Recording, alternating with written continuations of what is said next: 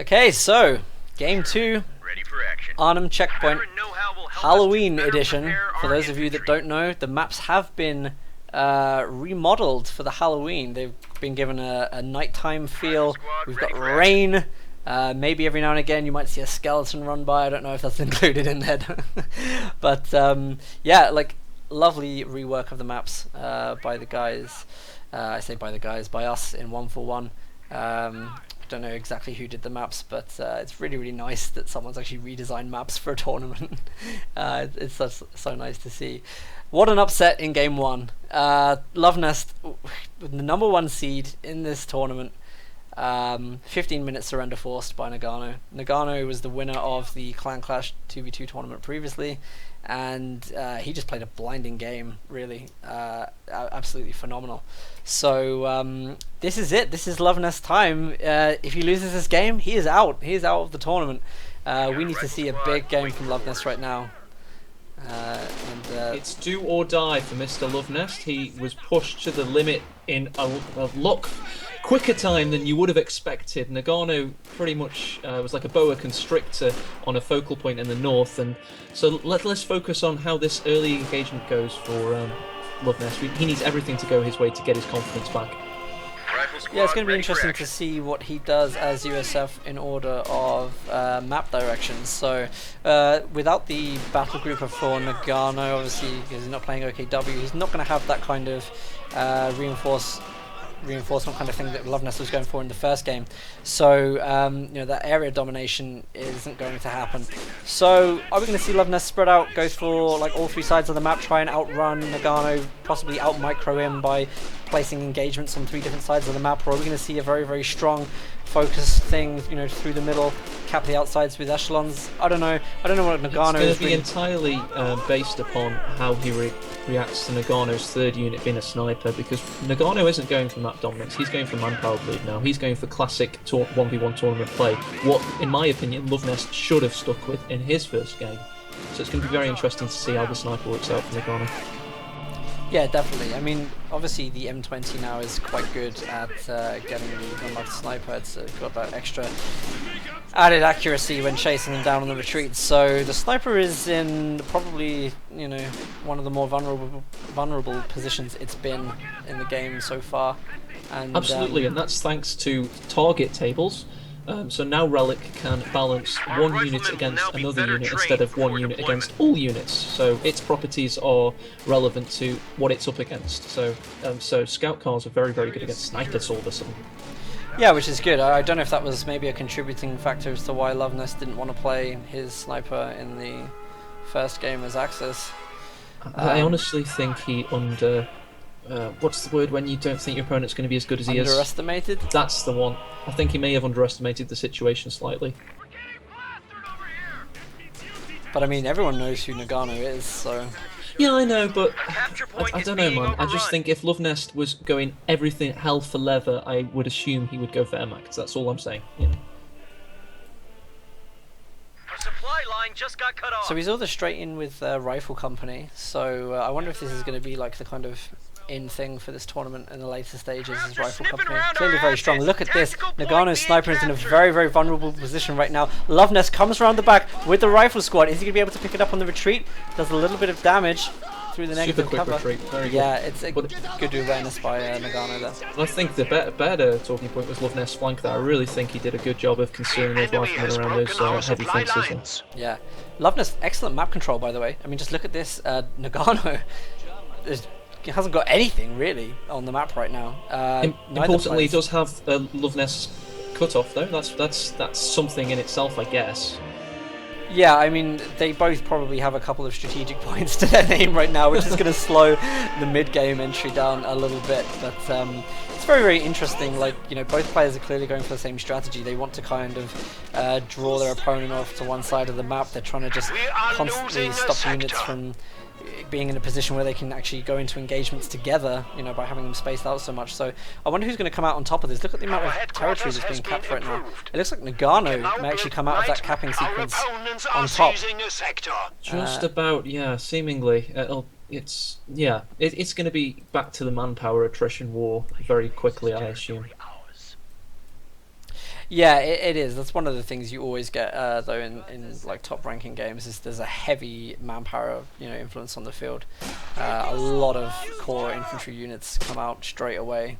And what have we got here? The M20, yeah, so that was going to be the obvious choice from the start. Straight away, though, takes a Faust from Noggano. Not what he wanted, really. Probably wanted to use the M20 as a surprise unit. He's now giving it away. Nogano's going to be extra careful with his sniper. So revealing that and having it Fausted, not particularly great for Luvnest there. No, not the best situation for him. He would have preferred that to have just flanked around the back of the map, killed the sniper, and then won the game. Unfortunately, it's not going to be that easy. The enemy is overrunning one of our capture points. Look at this, Luvnest is trying to pressure the sniper We now there. have parachute flares to scout enemy building, so positions. he's got the counter to the M20 soon. Hasn't been able to get any kind of luck. He has managed to push the sniper off though. Here we go, the M20 is coming in, trying to chase the sniper down. He's really going in hard for that. Look at that. Very, very deep push with the M20. I think there's obviously nothing on the field that's going to be able to do that. Is he going to go into the base to get this though? Now on the field. It looks like he may actually go into the base with the M20 for the sniper. The 222's just come on the field. Perfect timing. Luvnest is targeting the Grenadiers, possibly trying to avoid the foul. Smoke has been popped. He's desperately trying to get that sniper. Look at it, the micro's going on, possibly trying to look at what else is happening as well. Doesn't want to lose his 222 right now. The sniper's taking cover in the smoke. Does actually lose it to the M20. That's actually a nice pickup for Luvnest, I think. He's got out! You got the sniper, dude. It was awesome. Absolutely Look at this, he's got out of the M20 now. Now have access to flamethrowers to smoke. That was an awesome scout call just from got destroyed. Luvnest. He absolutely needed that to work. It was a massive gamble, and in coming here, a lot of it is gambling. You've got RNG, gods looking at what you do, and sometimes you just have to have big balls and go for it, and he had big balls and it paid off. Yeah, he microed that engagement perfectly. I mean, getting out of the M20 there to use the bazooka against the scout car, obviously, and then getting back into it to make sure that it got destroyed, and that he didn't give the M20 away to Noggano. It was absolutely beautiful to watch that. That was perfectly microed, and at the same time, he managed to force Noggano off of the map and recapture 3 VPs. So he's now enjoying a VP drain like 1 per second on Noggano, which is just what an amazing turnaround by Luvnest there. It's fantastic. Unfortunately, though, the second sniper's already on the field, so it is a lot of manpower drain. However, he's still got the same problem to deal with. You'd argue that he has got the overall advantage, having Yeah, I'm not actually sure the sniper is a good choice there. I mean, he has got the 222 up, but what are the odds that something's going to come out from Luvnest now, like maybe a half track or whatever, that is going to be able to counter all of these units quite easily. The second flames go up, then anti-tank's going to have an issue. Noggano maybe putting himself in a bit of a bad spot here by doing this. Very good points. He is building extra Gren. I mean, you could argue that he should have gone straight to tier 2 to get a pack, to be honest, because, as you say, he's opened himself up for imminent defeat if something from Luvnest comes out in an armour category. We have a fresh Grenadier squad. So Vet 2 on the 222. That thing's going to be an interesting unit for Noggano. Luvnest goes for the anti-tank grenade on the 222. I don't think he's got anything on the field that's able to follow up over it though. It looks like he might be trying to get it with kind of small arms fire. So it is going to be able to get out and fine. No worries about that there. Nice push again from Luvnest. It looks like Luvnest needs to get some kind of mobile reinforcements going on throughout the centre, because really when Luvnest is losing it is he's got these amazing pushes. He's flanking and kind of outperforming Noggano, by utilising, infantry through all those flanking points, and then when he gets pushed back, when he's forced to retreat, Noggano is just reclaiming everything again. Once he gets that retreat point up, Luvnest is going to be in a very, very good position if he keeps playing like this, because he's just all over Noggano. Noggano isn't safely and securely able to hold on to any territory whatsoever. Yeah, and we do see the Stuarts on its way, so that was what you feared, and I don't think... So I'm looking for tier 2, it's not been built yet, so this could be end game if the Stuart does have the impact that Luvnest wants it to have. Yeah, I mean the second sniper from Noggano is coming out on the field, so really, you know, with the Stewart coming out, is this a good idea? Noggano could be throwing the game here by doing this. He's clearly trying to deal a huge manpower drain to Luvnest by, you know, getting 2 snipers on the field with the protection of the 222. But, you know, the second, even if an AA half-track came out, you know, instead of tacking up to that Stewart, there would just be nothing that this build order could do. I don't understand why we haven't seen an AT gun on the field yet. 2 snipers for Wehrmacht, if you're a top tier player, is the safest way to go, but you need to have them protected, and he doesn't have that level of protection at the moment. You're right. Our lines of supply are disrupted. This is going to be very, very interesting. Here we go. The Stewart has come onto the field now. This is it. This is Luvnest's moment. He needs to pull things back in shape after game 1. He's going to go in hard for this. There's no AT on the field right now. I don't know if he knows that or not. He probably must do because he hasn't even seen any kind of hint of one. The 222 is in a very, very vulnerable position.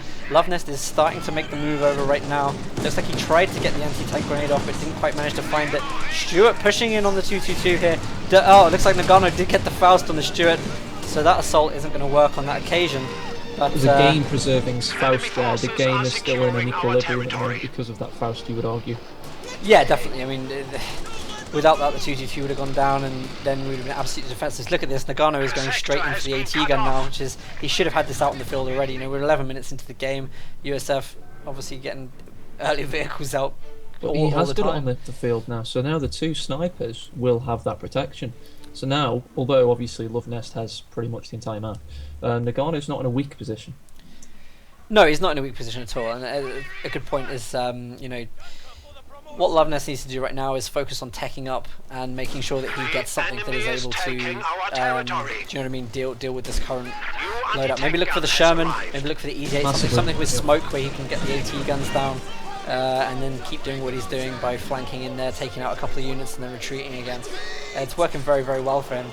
But you watch now. I mean, I know Luvnest, as you say, he needs to take advantage of the fact he will have the 2 fuels for a point. But if in, say, 5 minutes' time, if he hasn't pressed that advantage, the snipers will rack up those kills, and you will see Noggano push, and he will push hard. So it's a very interesting time in the game now. Look at this though. The Stewart comes in. It looks like the abilities come on there with the stun shots. Stewart is going in for the kill. Oh my word, the AT gun is not in a position to help deal with this. The Stewart, oh, it's abandoned. Is he going to get the attack ground kill on that? Yeah, he just does. about got it. Brilliant play by Luvnest. Gets the sight blocker there from the tree, so he's protected from the AT gun. What an opportune moment for the Stewart to go in. That was the perfect moment for that to happen. Luvnest was on it straight away. Great play by Luvnest. Pack howitzer on the field as well. That'll put some good pressure on the snipers as well. Double your efforts. We are down to 200 points. The enemy is attempting very, very to steal strange. our sector. Both these games, USF has completely dominated the Axis. Both of these games, Rifle's been insanely strong. Territory is out of contact. I don't really know why both of these players have had the struggle with Axis. You know? Well, you could argue that it's an allied. A lot of players, in fact, do argue that this map is an allied favoured map, and the reason for that is classically, obviously, allied players are massively dominated by their backbone infantry. You know, your conscripts, your rifles, especially with this doctrine.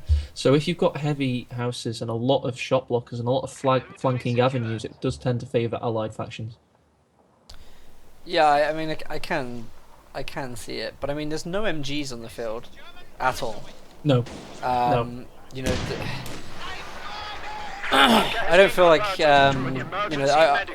We've got a lot of mobile infantry, you know, flying around the map and stuff, but there's no suppression infantry. The 2 snipers are really, you know, trying to deal that manpower damage all on their own without, you know, suppression of the MG. It's very easy for Luvnest to still put, you know, that high level of pressure on the snipers because they can still run forward and get a couple of shots off, you know, deal the health damage, keeping them in base for a bit longer. I really would like to see an MG come out with these units, but you know, Noggano is actually getting the build order sorted now. You know, we're seeing 2 AT guns come out, so he's clearly maybe going to go for something like a Tiger. I don't think he's going to be confident enough to go into the next tier and bring out a tank. I think that would be a bad move for him. He's going to wait for the Tiger. Good point. You know, and he is building that second pack to give him the ability to wait for a Tiger. It's whether he can hang on victory points in the meantime with only having 130 remaining. Yeah, that's going to be the big if, is the VPs here, and I don't think he's going to do a good job against Luvnest if he keeps spreading out trying to take the occasional VP as he is doing. I think he needs to get everything in one area, get the two AT guns together, and just try and push Luvnest back to the base through the center as much as possible. It's going to be very, very difficult for him to do this any other way. Absolutely. So you'd argue that the momentum has gathered for Luvnest at this point, and it is swinging in his favour. It's, you know, snowball effect is starting to show. I believe anyway. There's too many constricting factors on Noggano at the moment. The enemy is Yeah, taking Noggano's our also going to be territory. under the added pressure of stress. You know, he's got 100 VPs now, and this is the point where players start to lose it. You know, they're going to be rushing around, they're going to be trying to rush through things, rush through build orders. You know, is he going to have time to get this Tiger out? You know? Talking of rushing things, the Stuart just rushed past the pack and ate 2 shots. Yeah, I know. Fortunately, take that third shot. Whoa, the Panzerfaust from Noggano, beautiful there. Manages to finish off the Stuart. That was Luvnest's only vehicle on the field, so a little bit of pressure here now. Do you know how Noggano answers this situation? He picks assault, mechanized assault doctrine, and goes straight for a Stug E. Well, so it yeah. could be an interesting situation though.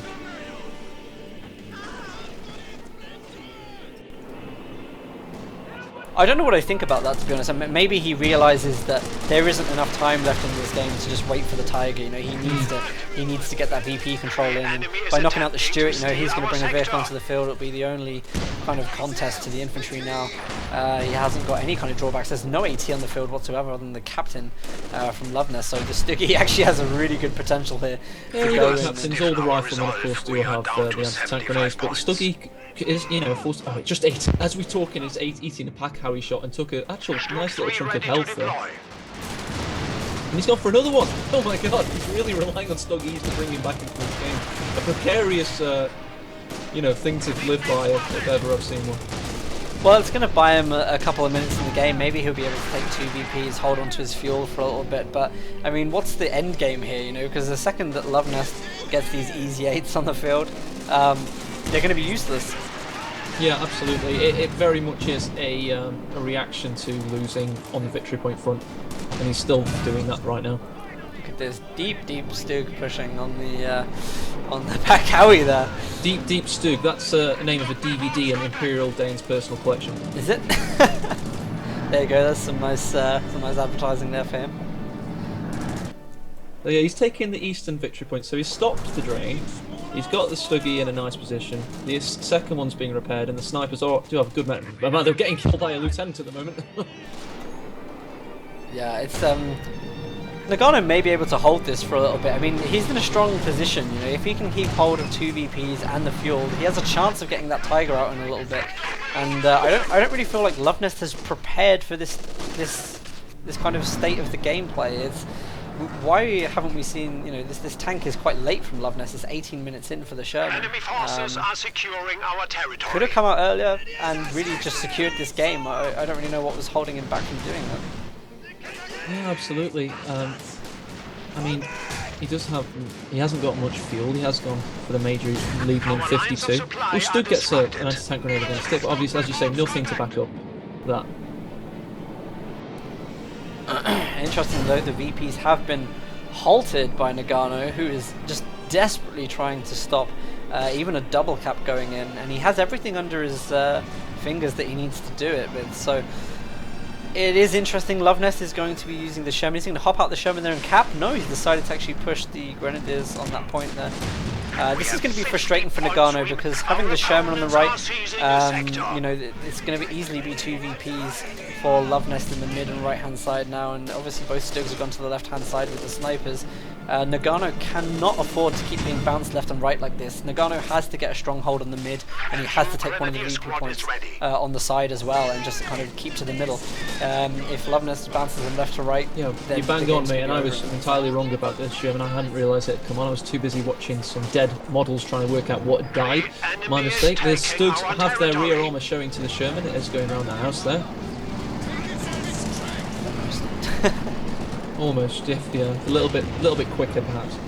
I mean, yeah, look, the Stugs have gone over now to deal with the Sherman on the right, and this has just left the left side completely unguarded now. Like, Luvnest knows exactly what he's doing to Noggano here. It's a beautiful strategy. He's keeping the 2 VPs.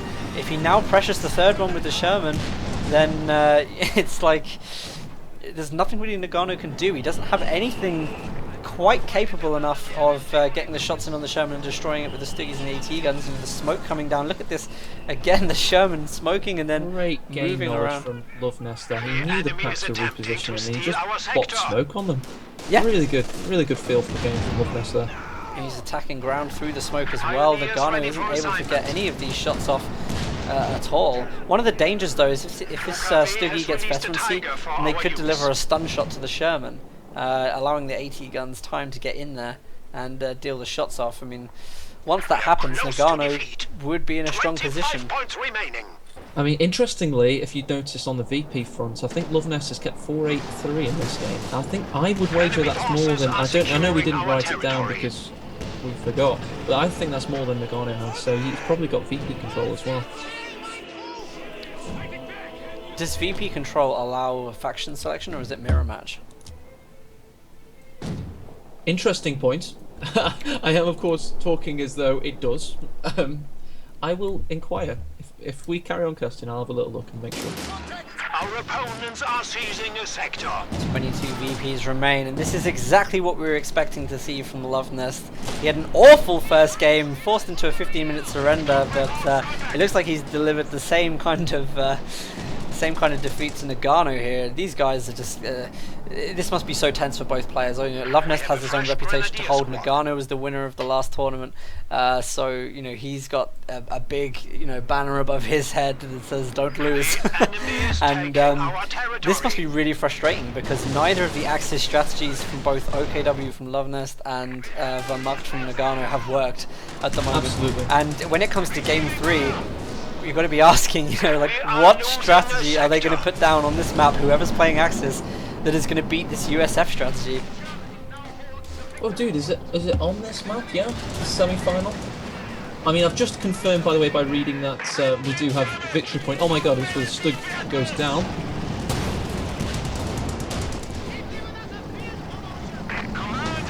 Yes, the semi-final decider will be on checkpoint. So as everything you just said is massively valid. Right. Okay. Good.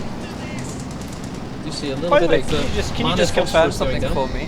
What's your time in the game right now? 22:37. Oh, okay. That's weird. Because I know we're like in sync, but you said the Stug went down way before it actually went down. I mean, it didn't actually go down. No, but it was in mortal peril. Oh, okay, right. Okay, I get it now. Oh yeah, you get it. That's it. We've got it's on as you say, on the checkpoint, the decider. So it's going to be who has victory point control, which I'm saying at the moment is Luvnest. Although Noggano has taken the eastern victory point, which is a very clever decision. I just don't understand, why isn't Luvnest pushing these VPs? Like, he's very, very casually. He's going about this very, very casually. This is dangerous. Noggano has been building up army strength. His army's massive. Yeah, exactly. Noggano has been getting stronger and stronger, and Luvnest needs to get these VPs like now. Otherwise, this game could go sour like very, very quickly. If the Tiger comes out, he's in a position that he does not want to be in right now. He could lose still. And do you remember when I said there'll be that window, and the window where the sniper manpower drain adds up and Luvnest doesn't have an answer to it? If you check out the snipers, we've got 26 plus 17. I know that's not massive, but it's significant, and we are now seeing the ebb and flow swing in Noggano's favour, and it probably is thanks to those snipers in large. The enemy is attempting to steal our I was sector. feeling really confident about this game, but in the last couple of seconds, I don't know, the second I saw Luvnest repairing the tank outside of the VP, I just thought, wait a minute, is he paying attention to the VPs here? Like, he's desperate for the VPs now, and this could be a bad point for him, because when players get desperate for VPs, I mean, Luvnest has time to sit back, come up with a strategy. The Sherman just absolutely obliterated several Grenadier members, I must point out. He's got a squad wipe and several... I did see that, yeah. Oh, yeah, good. Just making sure, sorry. He's pushed his guys out of the VP! Cap the VPs, man! I can't... What is going on here? This is ridiculous. I can't believe I'm watching this. Oh, the ticks. Okay, here we go. We're going to see the triple cap now, which is good. Luvnest needs this. I'm glad that he's doing this. That sounds biased. I do want the ace game as well, though, I must admit. I fear we are losing. With 3 10 points VPs, here we go, remaining. 9, 6. The enemy is taking our territory. Yeah, I think Noggano's clocked it now. There's nothing he can do. It's GG to Luvnest. Game 2. He pulled it back. Team Luvnest. Yes. Hey, I tell you what, though, that was a good game. I know it's only 24 minutes, but it was a nice game, you know. And it's gonna. They both players are fully warmed up. I'm ready. Are you ready for the decider? I am, definitely, but before we go out of this, I just want to have a little recap of what went on in this game. So, the first game, Luvnest, playing OKW, got completely pushed back by the USF Rifle Company. The Flames he was just unable to deal with those whatsoever. Luvnest returned the favour in this game with Rifle Company again. It seems to be something that's quite strong in this tournament at the moment. And, where the mistake was for me was Noggano, his reluctance to build AT guns. With the threat of medium vehicles from the USF out on the field, we had the tech of the lieutenant, we had the tech of the captain as well with the Stewart. Where were the AT guns at that point? He allowed the M20 to go into his base and kill the sniper and nearly get the scout car as well. There was such a reluctance to do that. Otherwise, maybe if he'd gone for the Stuggies earlier, he would have been able to counter this strategy quite well. Absolutely. That M20, man, that was such a big balls decision from Luvnest. It was do or die in that situation, and he lived through it. It was very good, and that's why we're now seeing a decider game, in my opinion. I would probably say that decision with the M20 won him the game. So yeah. I will definitely go back and look at that and highlight it later, because that was a really, really good push. And just getting that sniper down, it just put the manpower drain on. There's that little bit of manpower drain of 360 stopped Noggano from getting like the AT he needed. It's a knock-on effect, and it, great game by Luvnest. Could have been a little more hasty on the VPs though. Very much so. All right, I'm going to go to the outro, and then we'll get back into the lobby in a second. I will be in the loop.